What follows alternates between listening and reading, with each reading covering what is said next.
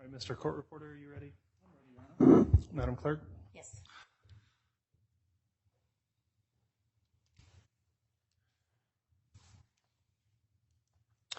All right, this is case CR 22-21-1623, State versus Chad Daybell. Mr. Daybell's here present in court with his attorney, Mr. Pryor, representing the state for the prosecution, Lindsay Blake and Rob Wood. Also, Ms. Rawlings and Ms. Smith are all present. This is the time scheduled on a motion hearing that's been filed by the defense. On September 7th, the defense filed its motion to sever from death notice co-defendant in order to enforce Mr. Daybell's constitutional rights. Thereafter, the state filed its response on October 6th, and then a supplemental brief was filed by the state on October 12th. The court's reviewed the briefing that's been submitted in this case, and it's scheduled for oral argument this morning. Mr. Pryor will be presenting argument, I presume, on behalf of his client, Mr. Daybell, and who is going to be arguing today for the state? I will be, Your Honor. All right, thank you, Ms. Blake. Mr. Pryor, are you ready to proceed with your argument? Yes, Your Honor. All right, is the state ready to proceed as well? Yes, Your Honor. Very well. Mr. Pryor, then you can present argument in support of your motion. Judge, I'm disappointed the lectern's not here today, but I'll stand up if that's okay with the court. Judge, I want to start out by pointing out I chose not to file a responsive brief after reviewing both of my original brief and the state's brief. I think I addressed all of the concerns I had. Mr. Pryor, I want to make sure. I think we got a fairly weak signal on that microphone for some reason. I won't be standing up. I'll just sit down, Judge. If you'd like to remain seated, honestly, I think we'll pick up a better record that way for the audio. Thank you. Then I'll start again, Judge, if that's okay. Yes, that's much better. Thank you, Mr. Pryor. Judge, I would like to point out that I had indicated I may have been responding or providing a responsive brief. I chose not to do that. I think, quite frankly, the issues that I brought up in my original motion and brief are detailed enough to support my position that the cases should be severed. Judge, there are a couple of things, and this is in regards to just federal cases. It's not an uncommon phenomenon for federal capital crimes cases to be severed. And the reason for that is that the heightened amount of scrutiny that is applied in terms of every step of the proceedings because of the result could be that a defendant is put to death. So given that severity of consequence, the courts and the federal courts have always made it almost a habit of severing capital crimes cases. Well, I will apply that analogy to this case as well, Judge, because we're talking about a significant criminal case. We're talking about a significant criminal case that has drawn a tremendous amount of public attention. Also in this case, there's a significant amount of information. Part of that information is the evidence that's related locally to this case. But the other half of this, Judge, is that there's been a lot of public attention drawn to the actions of Lori Vallow and her brother Adam, Mr. Cox. I know, I just stumbled, excuse me. Her brother, Adam, Mr.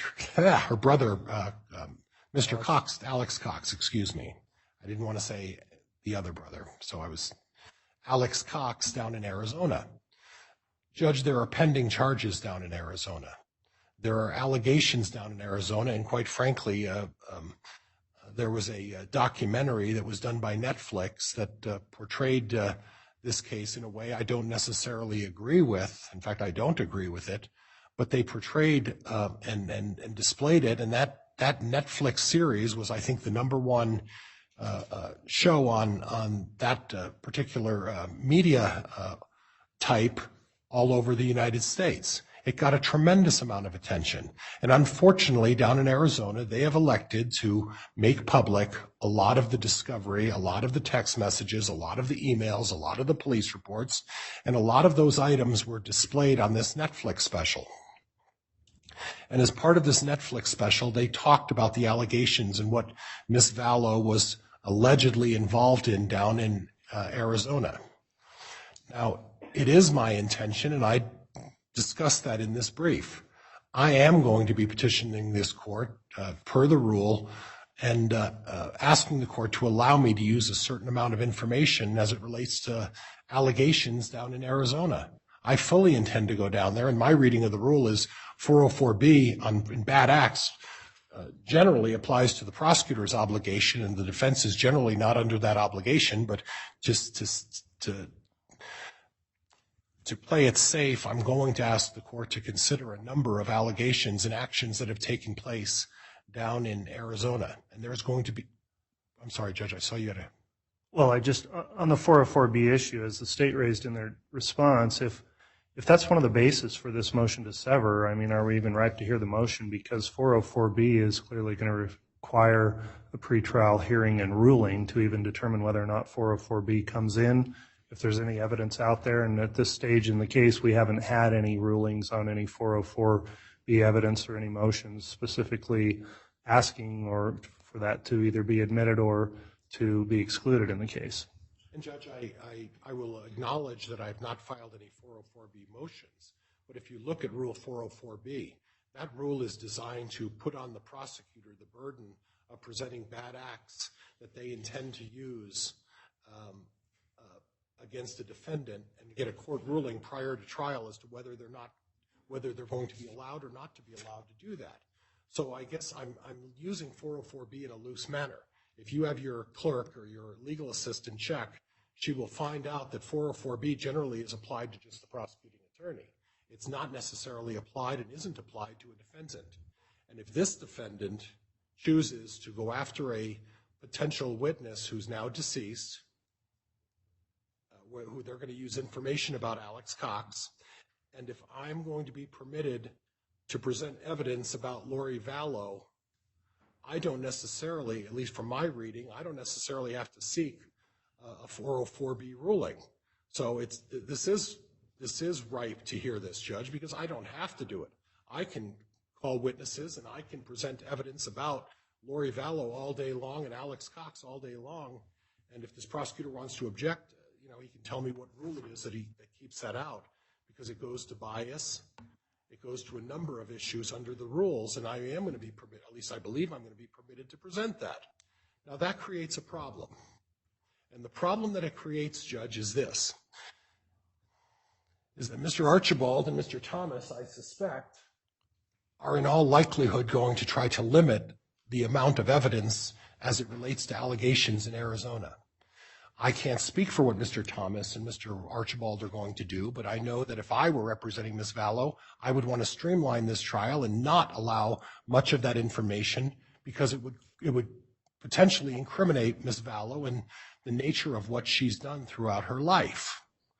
Now, if they're going to accuse my client of being involved with Ms. Vallow to the extent that there was some sort of plan to commit a murder, I clearly can bring in information about Ms. Vallow and Alex Cox to dispute what this prosecutor thinks he might have.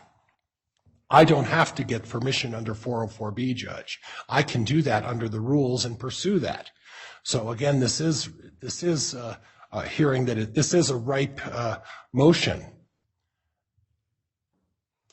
But what's going to happen is we're going to get into this conflict, and what's going to happen is this case is going to turn into a evidentiary nightmare.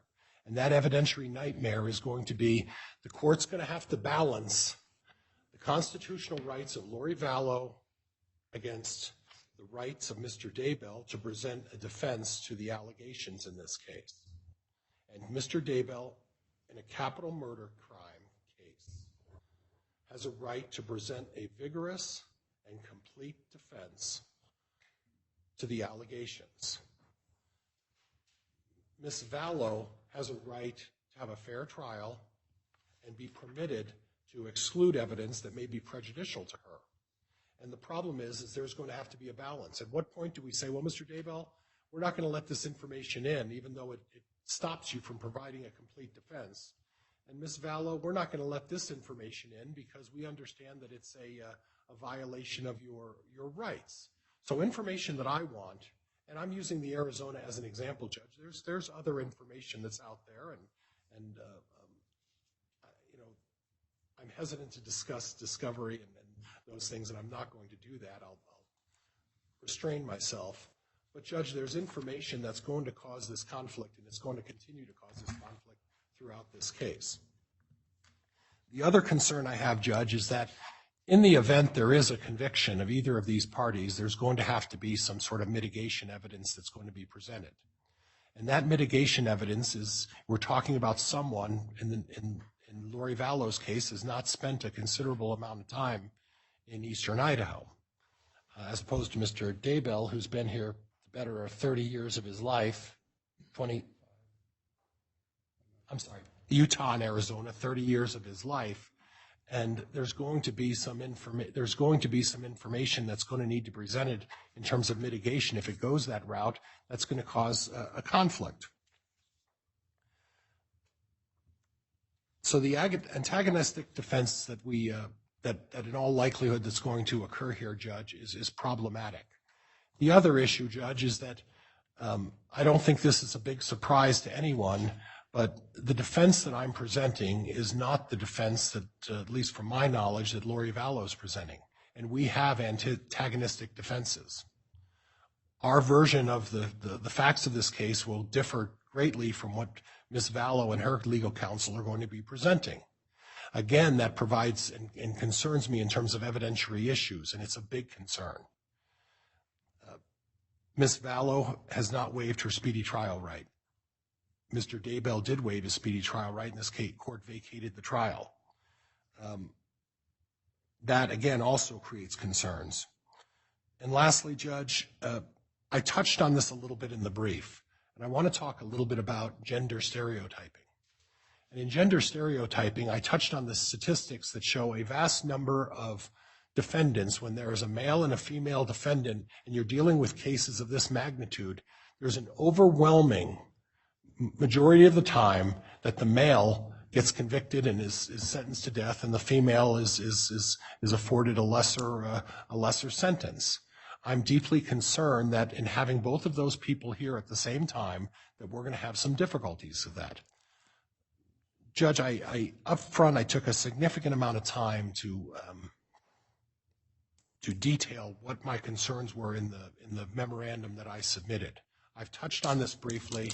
I don't want to turn this into a long, drawn-out presentation, but I would ask the court to review that again.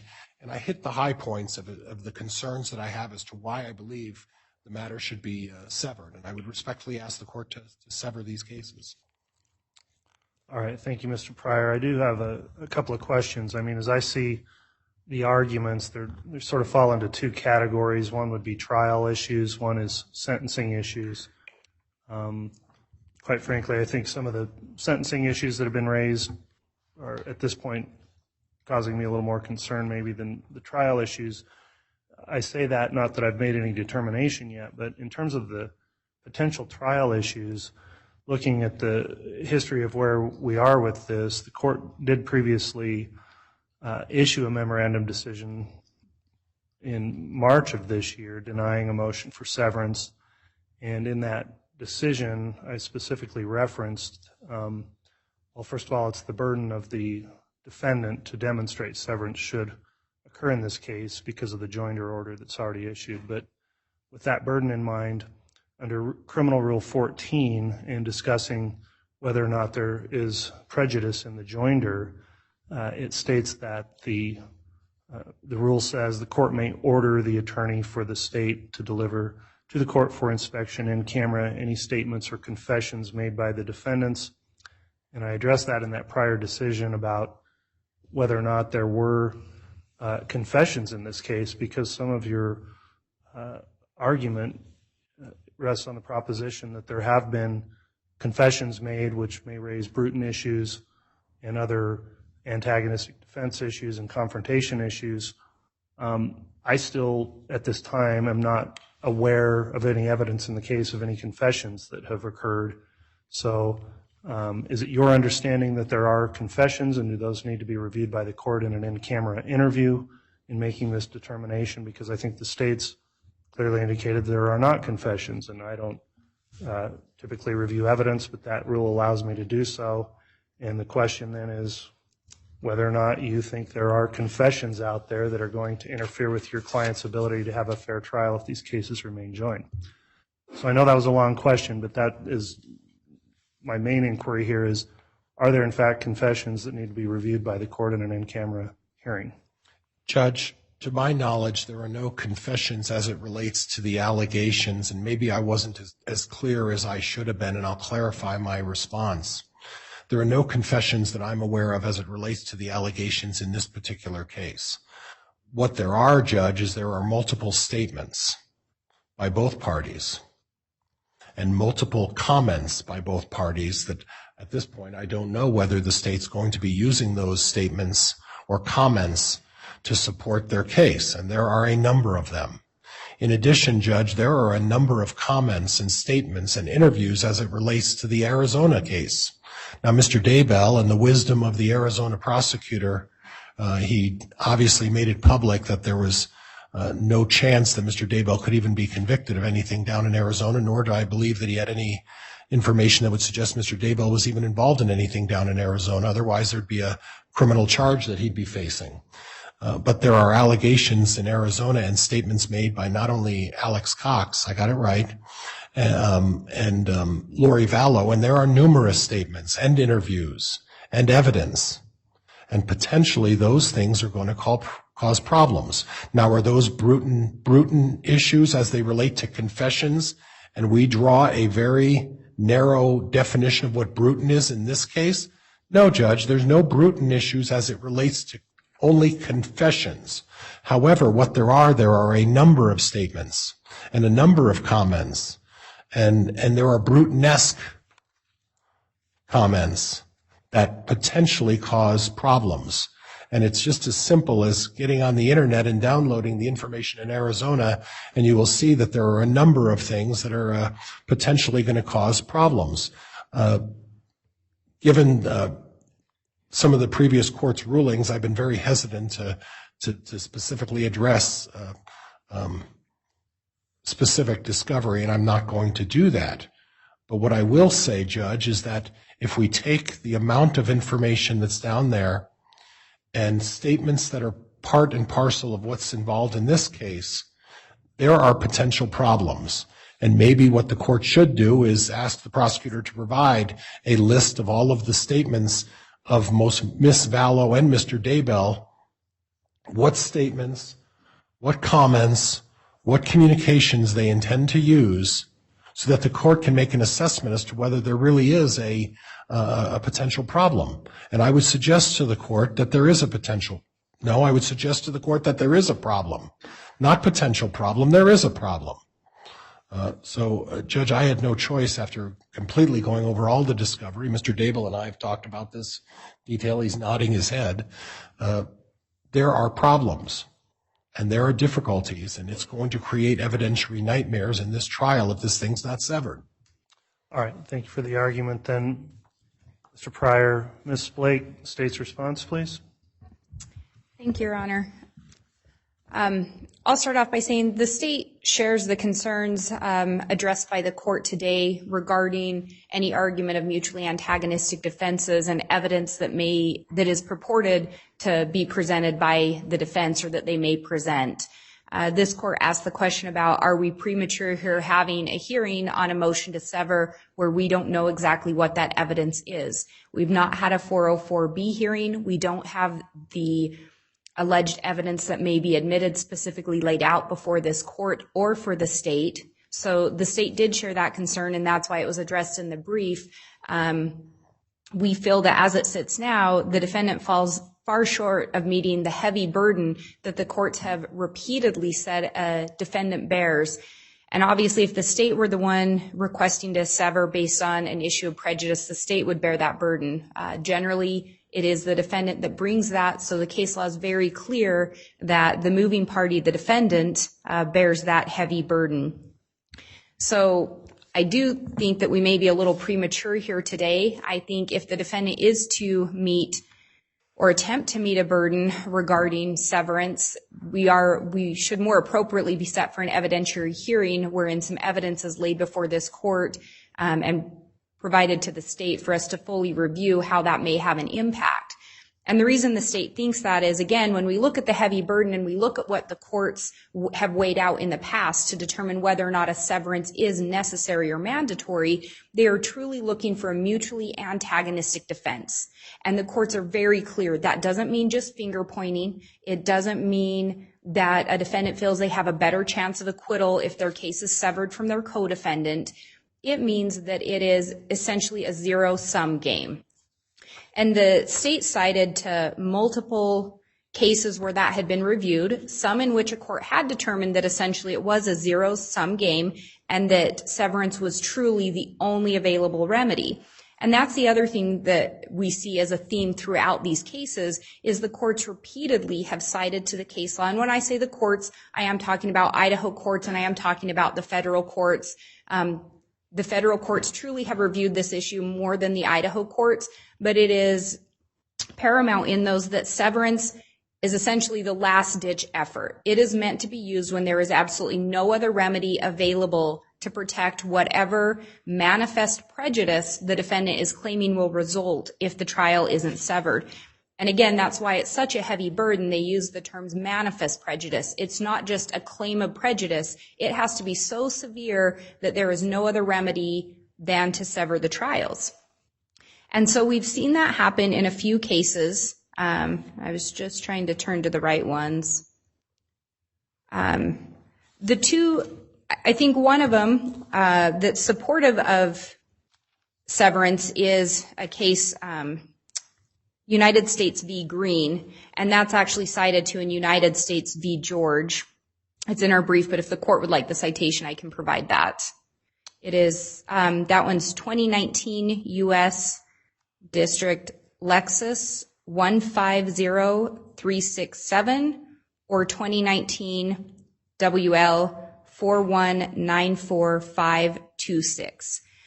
And in George, they actually review the Green and they contrast that case. In Green, it was a situation in which there were two capital co-defendants. These capital co-defendants were both accused of committing a murder. There was only one shooter, though. And that's what was paramount, is because there was only one shooter, it resulted in a zero-sum game because both of the co-defendants were going to point the finger at each other. And the court found that it is a zero-sum game if to believe one defendant means that you have to convict the other, or vice versa, that the conviction of one results in the acquittal of the other, where you can have no other outcome than those. The court distinguished George from that, however, and George is more applicable to this case. That was differentiated because in George, the government was alleging that all three capital defendants had shot at the victim. And that's what was different, is based on those circumstances, the jury in George did not have to disbelieve the core of one defendant's defense in order to believe the core of the other co-defendant's defense, because there was a third actor. And similarly, we saw that in the case of United States v. Haney, and that is actually cited, well, that site is 2016 U.S. District Lexus 32132. And in that case, similarly, there was a potential third individual involved. And so the jury could have found multiple different outcomes, but at the end of the day, because there were other unnamed individuals, they could have been responsible for the misconduct. Similarly, in this case, and even in the argument raised by the defendant here today, he's saying, I may bring in evidence that Lori and her brother, Alex, were the ones that committed these crimes or were the main ones involved. Well, we don't end up in a zero-sum game. We have a third-party actor here. The jury could find a multiple of different outcomes. They could weigh evidence differently. It doesn't result in, if they believe Chad's story, they have to convict Lori or vice versa. In addition to that, we're at a situation today, we don't know what defense is going to be put on by Ms. Vallow. We don't know that it will be antagonistic at this point in time. We are without that here today. The defendant also continues to raise that he believes there's an underlying requirement that all standards are heightened when we're dealing with capital cases. The state doesn't disagree that there is case law out there, and there have been standards set out that heighten burdens or add some additional elements when we are dealing with capital cases. That simply isn't the case when we're dealing with severance. The defendant has failed to cite anything that says a different standard is applied when we look at capital cases. And to the contrary, again, looking at that United States v. George case, they have found in particular, and this is also looking at the potential remedies available. So we talk about severance being the last-ditch effort when there is no other remedy available. What the courts consistently favor is limiting or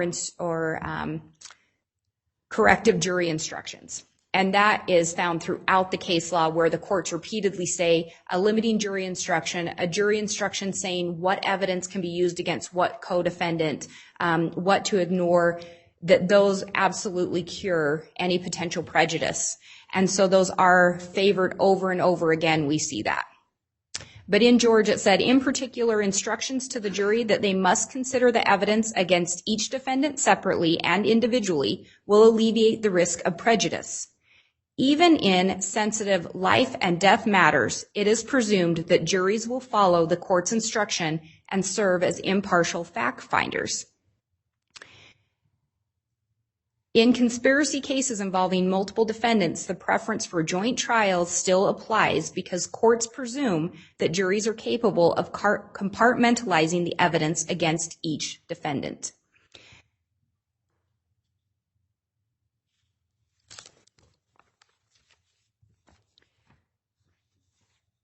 So, and again, those were dealing more, and the court has said this is kind of separated into two arguments. We have the guilt phase, and then we have the penalty phase. And those cases really deal more with the guilt phase.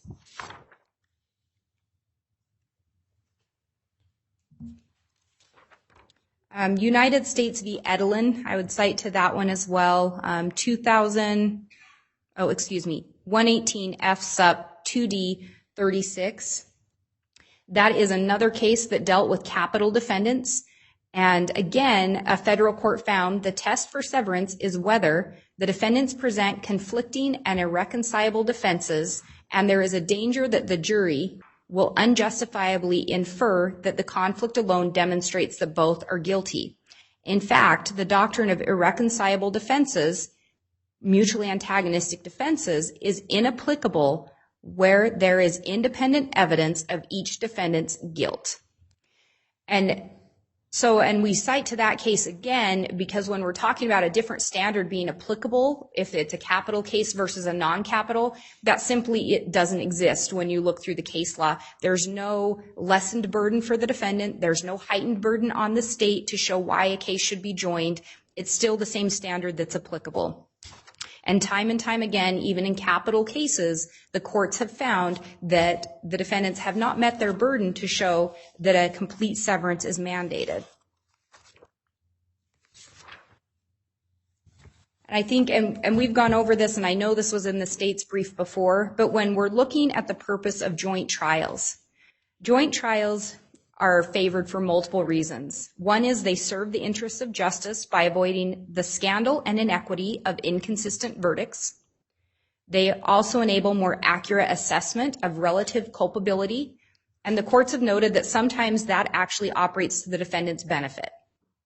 In addition, they promote an efficient use of the court's resources as well as the time and resources of the government and witnesses. And finally, they prevent gamesmanship because severing defendants has the effect of randomly favoring the last tried defendants who have the advantage of knowing the prosecution's case beforehand.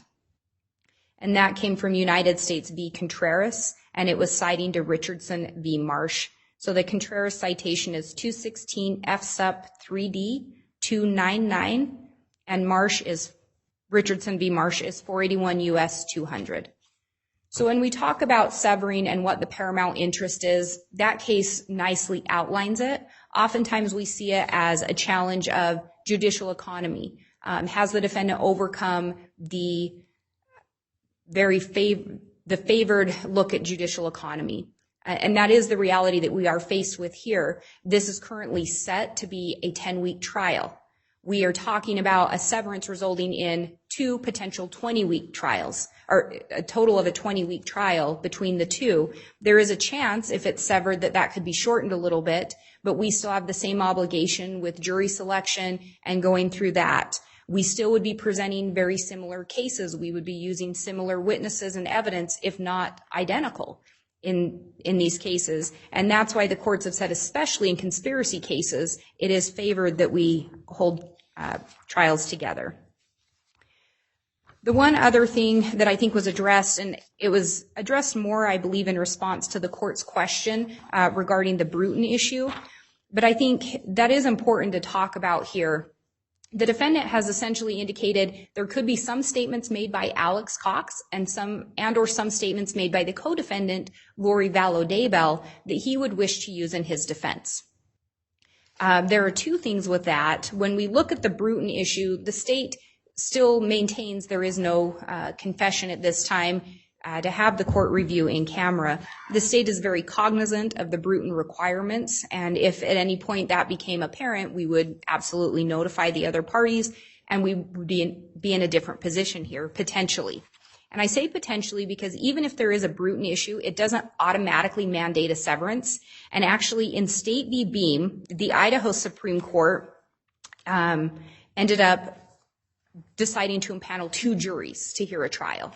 So again, the court is given broad discretion in determining how they can remedy any presentation of prejudice short of actually severing the trials. And in State v. Beam, the dual jury procedure was employed by the trial court to avoid prejudice to the 2 defendants for the reasons of judicial economy and to avoid the problem of the rule in Bruton. And that citation is 109 Idaho 616. And what they did in the Beam case is when there were going to be any Bruton statements made, they excused one of the juries so that they would not hear that and apply it to the co-defendant. Ms. Blake, let me just ask, because I am not familiar with the evidence in the case, with all of the evidence that would be presented at trial. I asked Mr. Pryor whether or not he thought we were going to have a Bruton issue in this case if the case remained tried together for the 2 defendants. Do you believe the evidence is going to raise any Bruton issues? As it sits now, no, Your Honor. The state does not see any Bruton issues. Okay, thank you for your response. And when we look further at that, the courts have gone on to say Bruton isn't necessarily just if there's a confession. It deals with the confrontation clause and the admission of a potential co-defendant's out-of-court statement. Yeah, testimonial statements is how they yes. That, I guess, in Crawford. And I think that's an important distinction to make because the courts have determined that the confrontation clause is not violated by the admission of a non-testifying co-defendant's confession with a proper limiting instruction where they could redact the other co-defendant's name. And that came from Richardson v. Marsh. Again, that's not exactly where we're at, but it just shows that there are other things that a court can employ short of a full severance. And then when we look at, and I think, again, we get back to it becomes important to know exactly what statements the defendant is talking about and how those may have any kind of bearing on any prejudice that could result to the defendant in the case. Because right now, we're simply left guessing at exactly which statements he's talking about and or if there's any statements that have not been turned over to the state in discovery, we haven't been able to evaluate those. We are unsure if the defendant is referring to statements he knows about that the state has not been privy to. At this point, we're looking at the statements that we've provided in discovery, and we see no issue a Bruton issue that would result. I think part of that is there is this appears to be a presumption by the defendant that he would get to use statements that were made by Alex and or Lori that however, I guess what the state is unsure is what exception to the hearsay rule he believes that those would come under. When we talk about a co-conspirator statement, I think case law and the rules of evidence make clear that those statements may be presented by the state after the state has shown that they actually were made in furtherance of a conspiracy. But that goes to the statement of a party opponent. Ms. Daybell is not a party opponent, nor is Alex Cox. They are named co-conspirators. If a statement of one co-conspirator is admissible, it would be admissible against all co-conspirators. And the case law makes that clear. So based on the defendant's argument, the state is unclear how he believes that any statements that may be admissible against Lori, presuming that they're going to come in under the co-conspirator hearsay exception, if he's even allowed to get them in under that, how it would matter whether or not the trials were severed. Because even if the trials were severed, they're named co-conspirators, those statements would come in even separate trials from the state's read of the rules of evidence. And again, I think the burden is on the defendant to show how it's going to result in prejudice, and that simply hasn't happened here. Not only are we unclear what the statements are, we're unclear that they would come in as evidence, and then we're unclear how they wouldn't come in separate trials even, considering that we're dealing with co-conspirators here. And then finally, on that note, I think there is kind of an indication that Ms. Daybell, there is an argument that the defendant would be barred from calling Ms. Daybell as a witness if the trials aren't severed. And I think the court in United States v. Edelin, and I think I provided that, but it's 118 F Sup 2D 36. I think that provides a spot-on analysis. Very similarly, a defendant argued that he would be barred from calling his co-defendant, and the court went through an analysis of that and basically said there's no guarantee that the co-defendant would testify even in a separate trial. They still have their Fifth Amendment rights, and to think that they may come in and implicate themselves was somewhat far-fetched, is essentially how that breaks down. And they essentially found in Edelin the defendant fell far short of meeting any burden to show prejudice or to even show that the co-defendant would testify if the trials were separated, or that the co-defendant's counsel would allow them or advise them to testify if the trials were separated.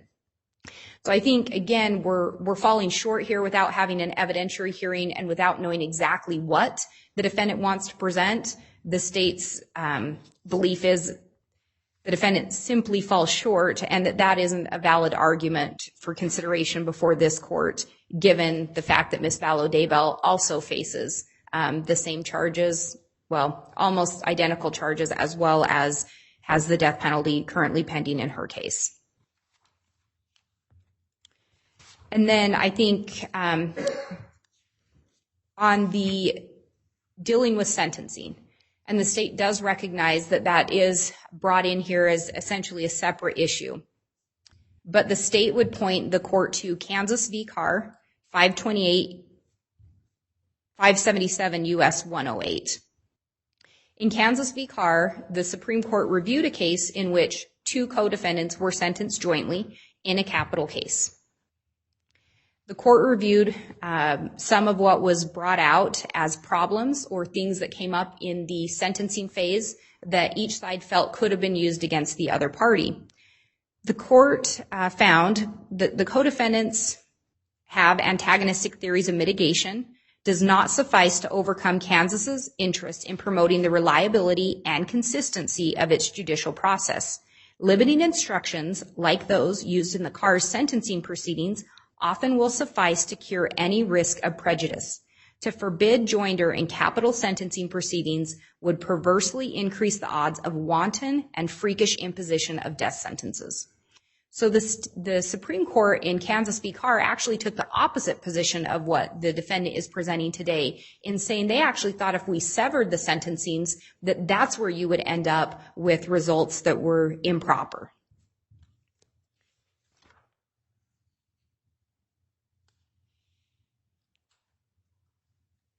And again, it goes back to those limiting jury instructions and just how powerful the courts and how much weight the courts give to those, because we have the presumption that juries will follow jury instructions. And so the court has that broad discretion to employ and give the proper jury instructions in order to cure and or limit any prejudice that may actually result from it. Let's see.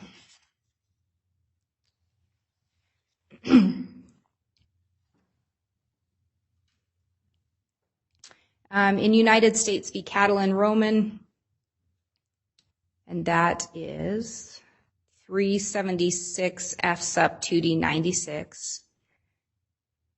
It again finds for a variety of reasons the current weight of authority remains against severance of multiple defendants, even in capital cases.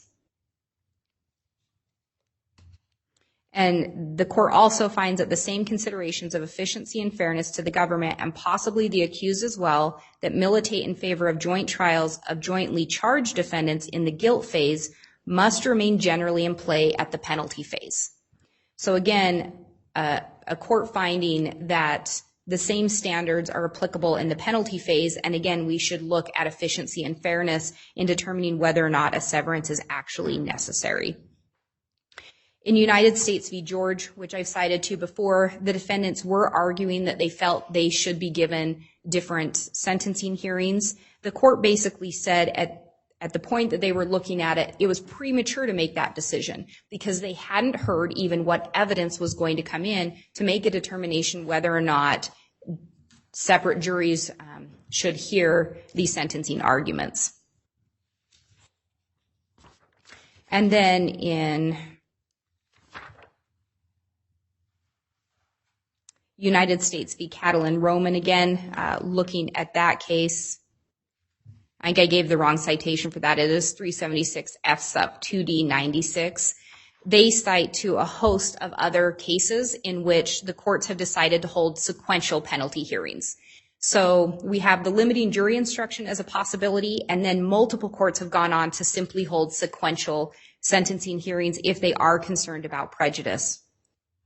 And they provide the whole litany of those. What we see the least amount of in looking through the case search, or what the state found the least amount of, was any cases where they actually separated the penalty phase. And one of those was the case that we cited to Green, where there were the two shooters. The court provided an analysis of why separate penalty phases would be appropriate in that case as well. However, it essentially became a non-issue because the court determined that a severance was necessary in the penalty or in the guilt phase as well. But it is clear that severance is still disfavored even in the penalty phase if there are other remedies available.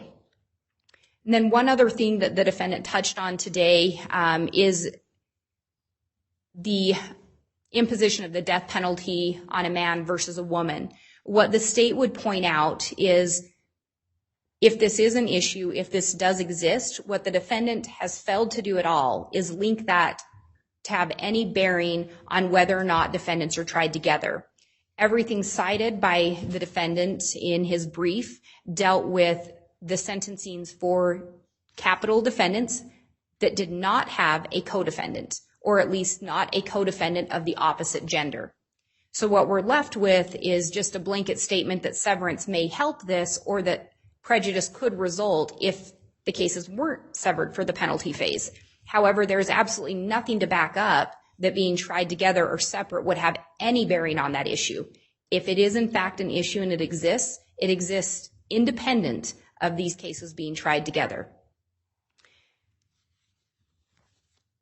The state's position has been that these cases are properly joined for trial. I don't think there's ever been a challenge that these cases are properly joined under Idaho Criminal Rule 8. This court has found that these are properly joined under Idaho Criminal Rule 8. So we are simply left with this prejudicial argument under Rule 14. As the state has repeatedly said, as the court has pointed out, the defendant bears the heavy burden of showing that there is manifest prejudice of such a nature that requires nothing less than a severance. I think the defendant has not met the burden at this point in time. I think we are left wondering a little bit about what evidence he is referring to.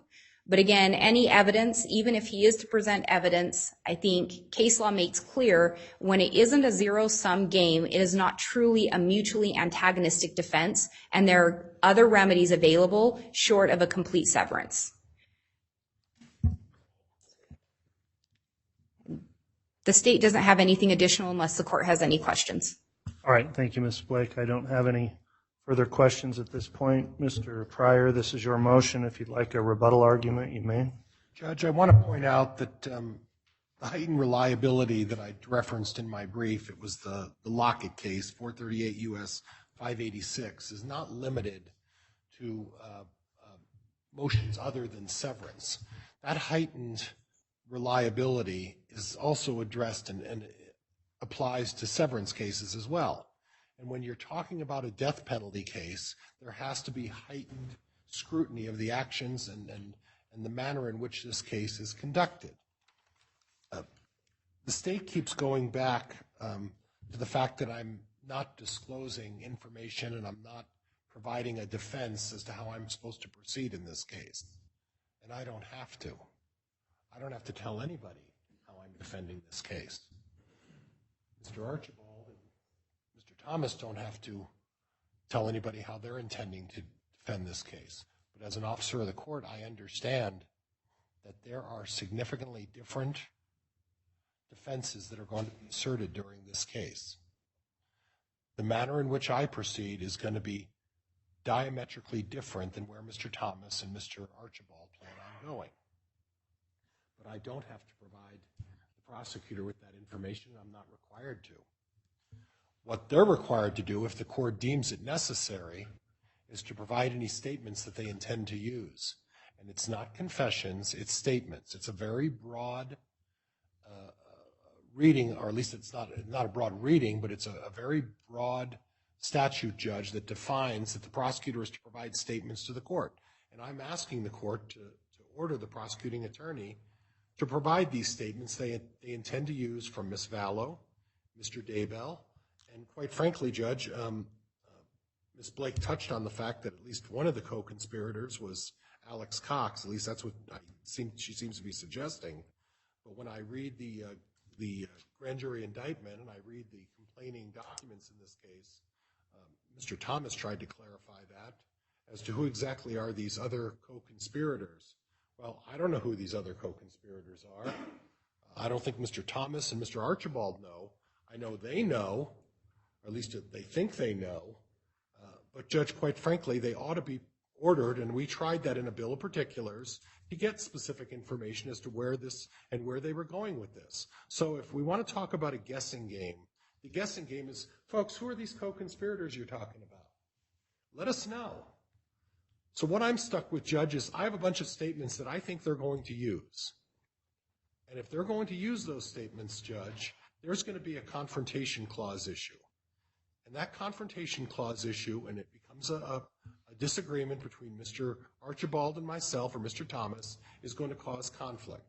And when that conflict occurs, and Mr. Daybell's right to a fair trial is compromised because the court's excluding information that is, as it pertains to Ms. Daybell, we're going to have a problem, and we're going to be starting all over again.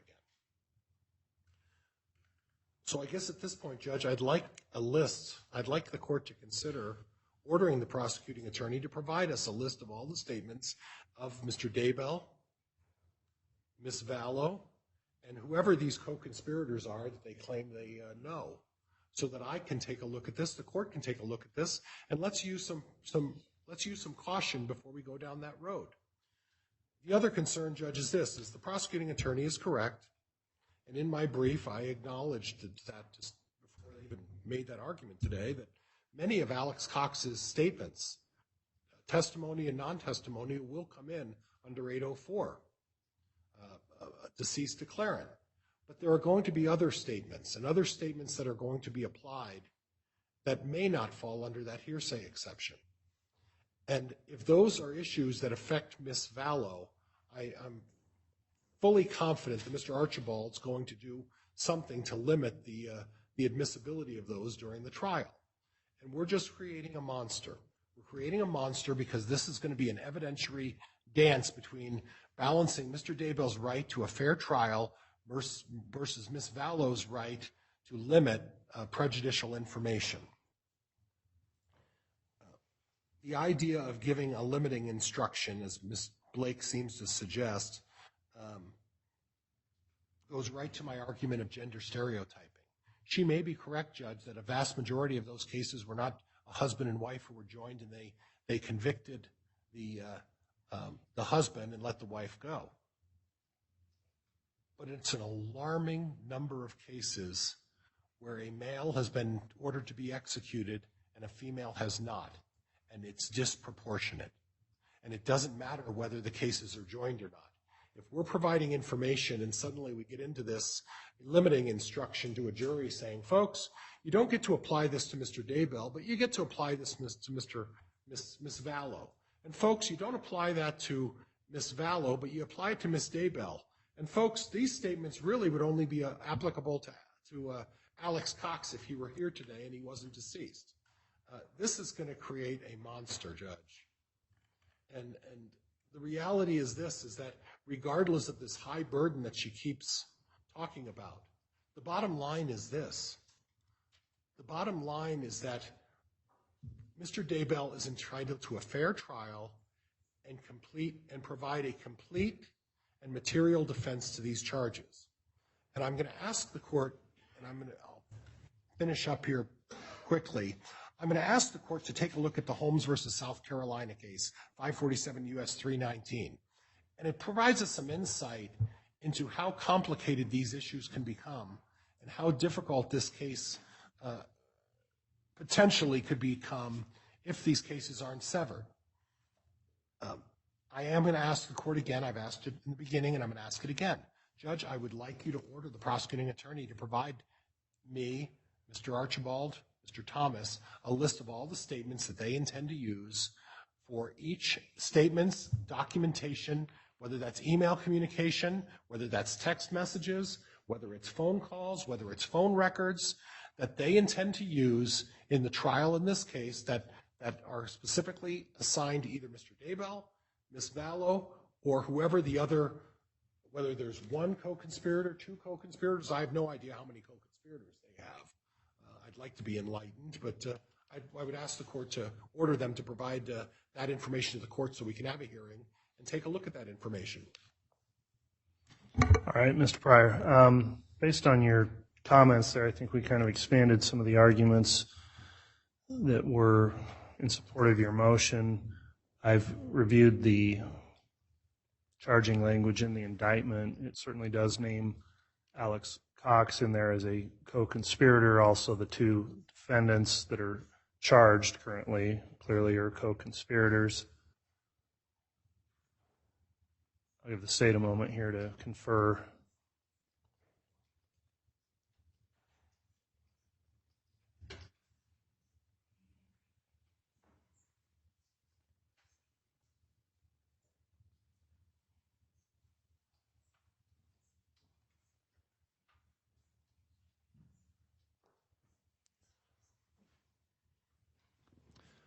All right, Ms. Blake, do you want to make any response to the subsequent request here that the court require the state to provide statements and information regarding certain other, I guess they would be at this point uncharged co-conspirators that have been alleged by the defense? Yes, Your Honor. Just briefly, what the state would indicate is the defense has copies of all statements that the state has in our possession. We are providing ongoing discovery if anything new is learned or obtained, and so the defense has possession of those. This particular issue has already been determined by the court when the defendant brought the motion for the bill of particulars. This appears to be another attempt to get a second bite at that. This court has already denied that. The state has not been required to produce our theory of the case, and that is in essence what the defense is asking for, is the state to produce our theory of the case, any statement that we may intend to use, and in what capacity we may intend to use that. As the state has already indicated, and as case law makes clear, when we're dealing with conspiracy cases, the presumption is that the evidence will be essentially the same against the co-defendants, which is part of the reason that joint trials are so highly favored when we're dealing with conspiracy cases. In addition, the defense appears to be using the term statements to include absolutely anything that was said to anyone.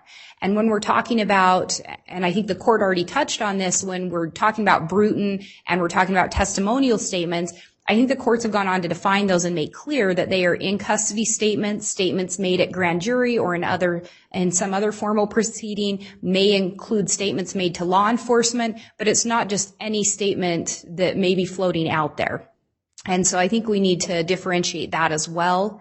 In addition to that, I think the defendant made the statement, or the defense made the statement, that they are not required to turn over any statements to the state.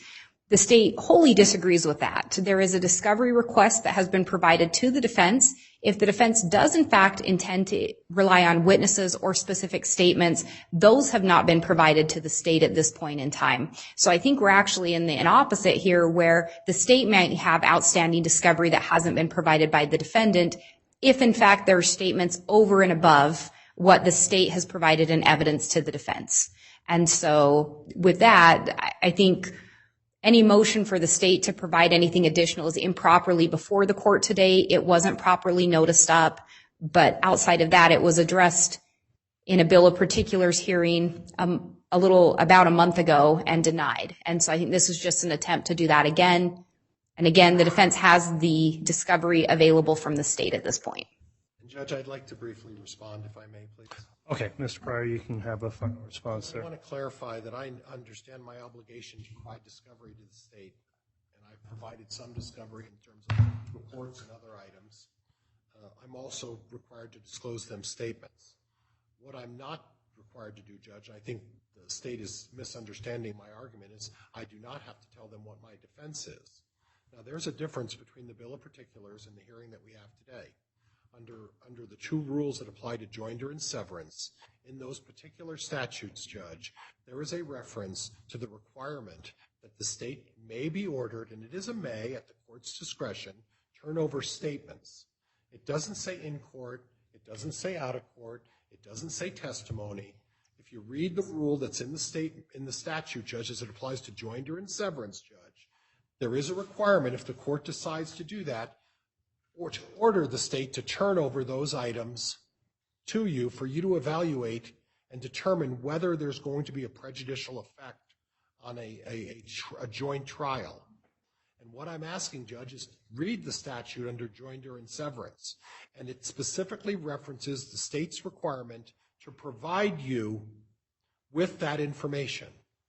What I'm asking is to follow the statute and exercise that option that the court has, which is you may order them to do that. I think in the interest of caution that the court ought to order the state to provide all of those statements and say, listen, these are the things we're going to use.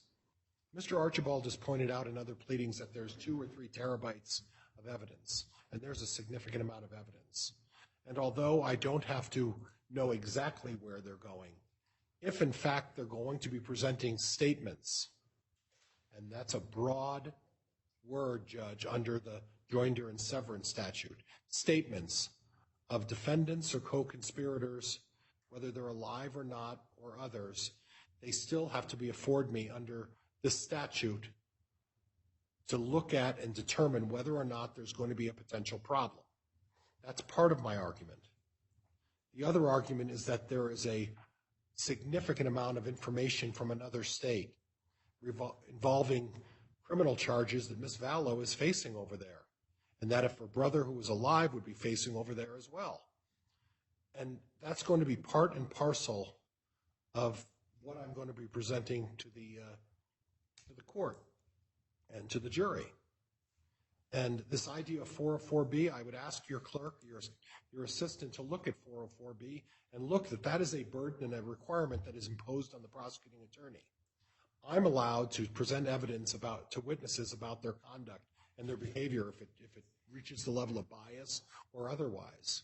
And I do not have to notice it up and do that. And if they can show me a statute that requires me to do that, I'd love them to do that.